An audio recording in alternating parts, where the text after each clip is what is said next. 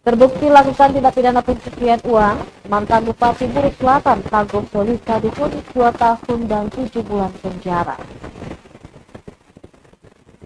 Mantan Bupati Buru Selatan, Tagop Sudarsono Solisa semakin lama mendekam di penjara setelah divonis bersalah dan menjalani pidana dalam kasus dugaan suap dan gratifikasi. Tagop kali ini dinyatakan bersalah dalam kasus tindak pidana pencucian uang atau TPPU. Tagop divonis Majelis Hakim Pengadilan Tipikor Ambon dengan pidana penjara selama 2 tahun dan 7 bulan.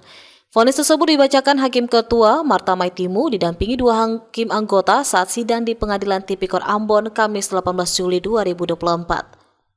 Dalam pembacaan putusan, Majelis Hakim menyatakan terdakwa suami Bupati Buru Selatan Safitri Malik itu terbukti bersalah sebagaimana diatur dan diancam pidana dalam pasal 3 Undang-Undang Nomor 8 Tahun 2010 tentang tindak pidana pencucian uang.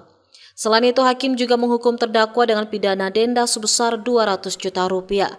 Usai mendengar vonis hakim, baik terdakwa yang didampingi kuasa hukumnya serta jaksa penuntut umum menyatakan pikir-pikir. Diketahui sebelumnya, jaksa penuntut umum KPK menuntut terdakwa Tagop selama 4 tahun penjara. Juga menghukum terdakwa dengan pidana sebesar 200 juta rupiah subsidi 6 bulan kurungan. Selain kasus ini, Tagop merupakan terpidana dalam kasus dugaan suap dan gratifikasi pembangunan infrastruktur di Buru Selatan. Berdasarkan hasil banding, Pengadilan Tinggi Ambon menyatakan terpidana Tagop Sudarsono Solisa bersalah dan dipidana penjara selama 8 tahun dikurangi masa penahanan dan pidana denda sebesar 300 juta rupiah, ditambah dengan membayar uang pengganti sebesar 5,7 miliar rupiah.